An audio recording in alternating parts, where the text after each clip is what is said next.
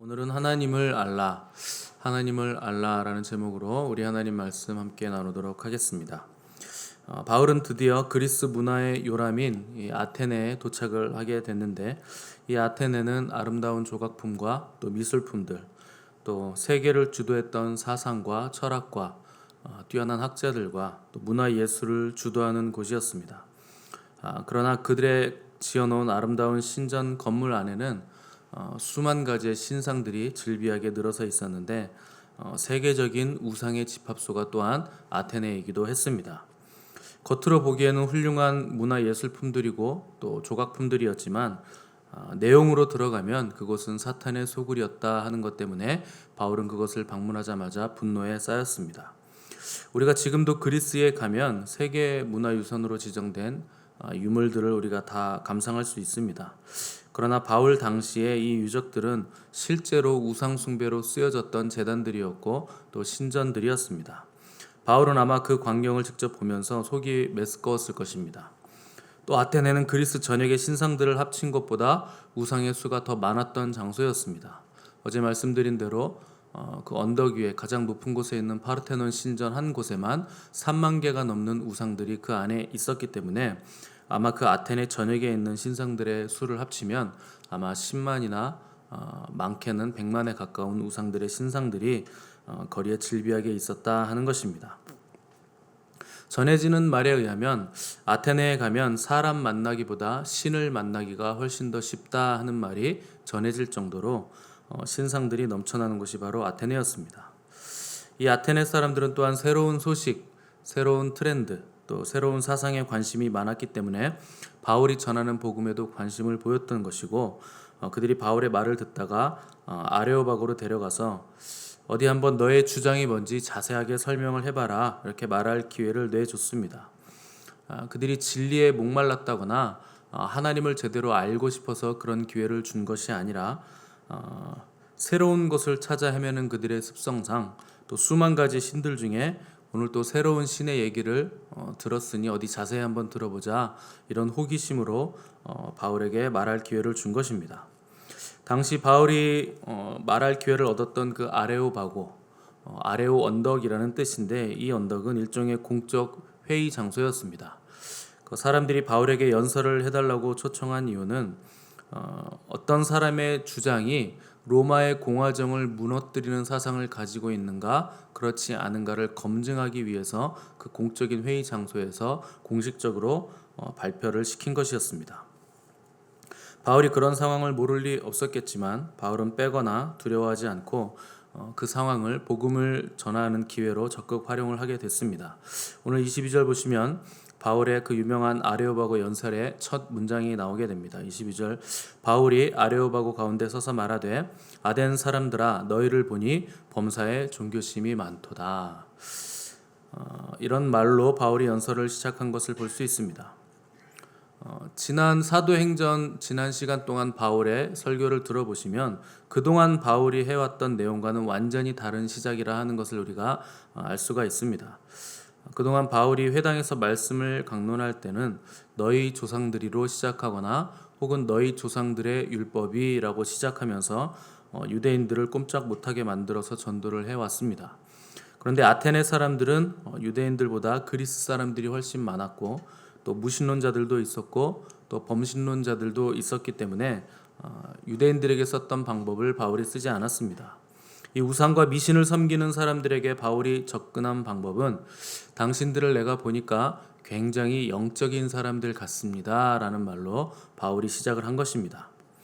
아마 아테네 사람들은 이 첫 마디를 듣고 저 사람이 우리를 물질적인 인간, 저급한 인간으로 보지 않는구나, 우리를 영적인 인간으로 보는구나 라고 생각을 했을 것입니다.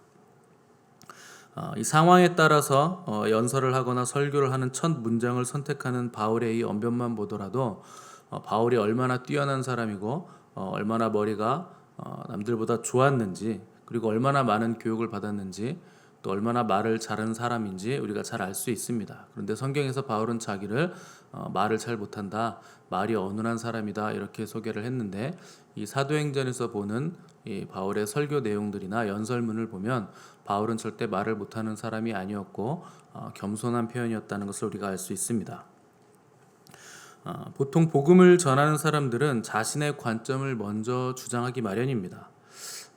강하게 우리나라에서도 원색적으로 복음을 전하는 사람들이 있는데 필요한 것입니다. 그런데 다른 문화권에 가서는 그 문화권 사람들에 맞게 복음을 전하는 지혜가 우리에게 또 필요합니다.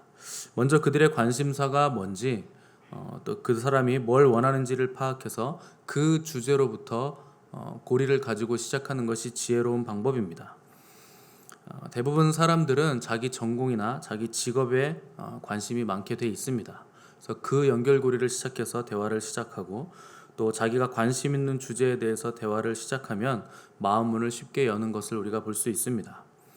바울은 종교성이 특출한 이 아테네 사람들의 특징을 어떻게 잡아냈는가? 온 도시 안에 신상이 너무나 많았기 때문에 너희들이 범사에 종교성이 많다. 너희들은 영적인 사람들이라 마치 칭찬인 것처럼 그렇게 시작을 한 것입니다. 23절을 보시면 내가 두루 다니며 너희가 위하는 것들을 보다가 알지 못하는 신에게라고 새긴 단도 보았다 이렇게 말을 했는데 사실 바울이 분노했던 이유는 이 알지 못하는 신들까지 끌고 들어와 그들을 섬기는 이 우상 숭배 때문에 분노를 한 것이었습니다. 그러나 자기 분노의 감정을 바울은 직설적으로 표현한 것이 아니고 돌려서 표현을 했는데 이런 것입니다. 내가 보니까 여기 거의 10만 개에 가까운 신이 있는 것 같은데 얼마나 신들이 많은지 이름을 짓다가 지쳐서 아예 이름도 짓지 못한 신도 있더라. 그래서 내가 알지 못하는 신에게 라고 쓴 거 봤는데 여러분들이 얼마나 종교심이 특심하면 그런 신들까지 섬기겠는가. 그러나 이제 여러분들이 알지 못하고 한 신이 누군지 내가 알려주겠다. 여러분들이 찾긴 찾는데 뭘 찾는지도 모르고 어떻게 찾는지도 방법을 알 수 없었던 그 내용을 이제 내가 확실하게 가르쳐 주겠다. 이렇게 설명을 한 것입니다. 24절에서 바울은 우주와 그 가운데 있는 만물을 지으신 하나님께서는 천지의 주제시니 손으로 지은 전에 계시지 않는다 하는 것으로 하나님을 소개하기 시작했습니다. 이 사도 바울이 그리스인들에게 가장 먼저 히브리적인 신관을 제시를 한 것입니다. 보통 인류 문화의 두 줄기, 문명의 두 줄기가 있었는데 고대에는 헤브라이즘이 더 강세였습니다. 이 헤브라이즘이란 뭐냐면 히브리인들의 문명입니다. 근데 그것이 어느 순간 뒤집혀서 헬레니즘으로 넘어갔는데 헬레니즘이 바로 헬라인들, 그리스 로마의 문명을 헬레니즘이라고 부르는 것입니다. 여러분들이 초등학교 때부터 교육을 받으시고 대학원까지 교육을 받고 지금까지 교회에서도 성경 공부를 하거나 하는 모든 방법들은 헬레니즘 문명의 산실입니다. 그래서 좋은 교육이 아닙니다, 사실. 그래서 한 선생이 여러 명을 가르치는 건 그렇게 좋은 교육이 아니고 원래 헤브라이즘식 교육, 히브리인들의 교육은 구전을 통해서 한 사람이 한 사람을 1대1로 가르치는 그런 교육이 사실은 가장 좋은 교육입니다. 근데 사도 바울이 그리스인들, 그러니까 헬레니즘 문명권 사람들에게 히브리 사람들의 신관, 헤브라이즘의 신관을 지금 설명을 하기 시작했다 하는 것입니다. 왜 그런가? 두 문화의 신관이 너무나 판이하게 달랐기 때문에 그런 것입니다. 사람에게 있어서 신관은 매우 중요한 겁니다. 모든 것의 출발점이 신관이고 모든 것의 시작점이 바로 신관이기 때문에 그렇습니다. 그 사람의 신관이 어떤가에 따라서 우주를 보는 시각이 바뀌고 또 사람을 보는 시선도 바뀌고 인생관도 바뀌고 역사관도 바뀌기 때문에 신관은 매우 중요한 것입니다. 바른 신관이 없으면 바른 인생관이 생길 수 없습니다. 바른 하나님에 대한 개념이 없으면 바른 신앙생활도 할 수 없고 인생의 의미와 참된 행복이 뭔가 하는 가치도 절대 알 수가 없는 것입니다. 그래서 하나님에 대한 생각, 이것은 관념적인 것 같지만 사실은 너무나도 실제적인 것입니다. 그것이 우리 인생에 실제적이고 아주 큰 영향을 미치기 때문에 그렇습니다. 바울이 헬라인들에게 소개한 신관은 첫 번째로 하나님은 우주 만물을 지으신 창조주이시라 하는 것입니다. 이것이 성경의 첫 시작이면서 신앙 고백의 시작입니다. 태초에 하나님이 천지를 창조하시니라. 이것을 믿을 수 있느냐 없느냐로 그 사람의 인생이 천국과 지옥으로 갈라지는 것입니다. 많은 사람들이 이 태초에 하나님이 천지를 창조하셨다는 성경의 첫 구절이 믿어지지 않아서 이 한 구절을 읽고 그냥 덮어버립니다. 믿어지지 않기 때문에 그렇습니다. 또 어떤 사람들은 하나님을 인정하지 않기 위해서 일부러 성경을 읽지도 않고 인정하지도 않습니다. 왜 인정하지 않으려고 하는가? 하나님이 정말 세계를 창조하셨고 그분이 정말 계시다면 지금까지 내가 살아왔던 인생 모든 것들을 다 회개하고 다 뒤집어야 되기 때문에 앞으로 내가 살아갈 인생을 다시 전면 수정해야 되기 때문에 일부러 외면하고 인정하지 않는 것입니다. 하나님을 부인한다고 해서 하나님이 계시지 않는 것이 절대 아닙니다. 니체가 신은 죽었다 이렇게 말했지만 하나님은 죽지 않고 살아계시고 그렇게 말한 니체만 죽었습니다. 우리가 하나님을 무시한다고 해서 하나님 무시 당하시지 않습니다. 우리가 하나님을 부인한다고 해서 하나님은 부인되시는 분이 아니십니다. 오히려 우리가 하나님을 무시하고 부인할수록 하나님께서 우리에게 주시는 축복들만 사라질 뿐입니다. 하나님은 여전히 살아계시고 여전히 존재하시며 우리의 역사를 주관하시는 유일하신 창조주 하나님이십니다. 하나님의 존재를 인정하지 않는 사람들은 인간의 존재도 규정할 수 없습니다. 결국은 자기가 누군지도 절대 규정할 수가 없습니다. 그래서 생겨난 이론이 빅뱅 이론입니다. 어느 날 갑자기 우주에 대폭발이 일어나서 우주가 생겨났고 지구가 생겨났고 행성들이 생겨났고 어느 날 갑자기 세포가 갑자기 생겨나서 진화하기 시작해서 인간까지 왔다 하는 것이 그들의 이론입니다.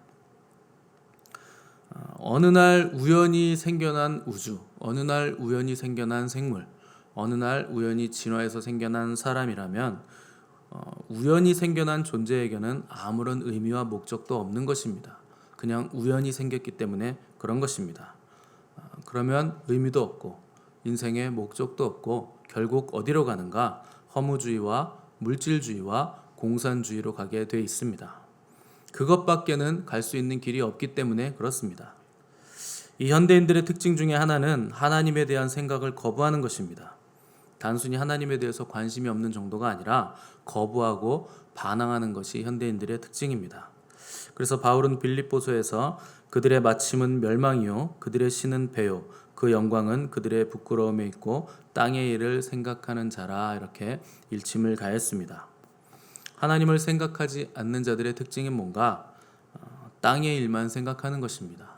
하늘의 일을 생각하지 않는다 하는 것입니다. 그러나 하늘의 일을 생각하는 자들의 특징은 뜻이 하늘에서 이룬 것처럼 땅에서도 이루어지기를 간절히 소망하고 원하는 자들입니다. 자기 자신이나 땅의 일만 생각하고 관심을 가지고 자기 배에만 관심을 가지고 있는 자들은 결국 멸망의 길로 가는 것입니다. 혹 하나님에 대한 관심을 조금 가지고 있을지라도 그것은 호기심 이상의 수준도 아니고 알고 있는 지식도 단순한 지식들이거나 굉장히 천박한 지식들인 경우가 많습니다. 그리스도인들이라고 그러면 다른가? 많은 크리스찬들이 하나님을 믿는다고 입으로는 말하는데 실상 그 속을 들여다보면 하나님을 믿고 있다고 생각하는 자기 자신을 믿고 있는 경우가 많습니다. 자기 자신을 믿고 자기 자신을 숭배하고 자기 자신의 원함을 위해서 하나님을 믿는다고 말할 뿐입니다. 신앙이란 뭔가 어떤 행위든지 간에 그 행위가 사람 앞에서 하는 것이 아니라 하나님 앞에서 하는 것이 바로 신앙이고 믿음입니다. 그래서 우리 주님은 마태복음 6장 1절에서 사람에게 보이려고 그들 앞에서 너희 의를 행하지 않도록 주의하라. 그리하지 아니하면 하늘에 계신 너희 아버지께 상을 받지 못하느니라. 이렇게 말씀하셨습니다. 정말 하나님을 깊이 생각하고 그분을 위해서 말하고 그분을 위해서 행동하는 사람을 우리 시대에 찾아보기가 너무나 힘듭니다. 그런 사람들의 수가 너무나 적습니다. 그리고 갈수록 더 적어질 것입니다. 그래서 우리 주님은 마지막 때에 내가 믿음을 보겠느냐 이렇게 말씀을 하신 것입니다. 가장 시급한 것은 뭔가? 하나님을 아는 것입니다. 이것이 가장 시급한 것입니다. 지금 달려가고 있는 그 발걸음을 멈추고 멈춰 서서 하늘을 바라보셔야 됩니다. 우주를 창조하시고 나를 지으신 하나님을 묵상하셔야 됩니다. 공고한 날이 이르기 전에 아무 낙이 없다고 할 때가 가깝기 전에 너는 창조주를 기억하라. 거기서부터 시작을 해야 됩니다. 창조주 하나님을 제대로 묵상하면 우리의 삶은 완전히 달라질 것입니다.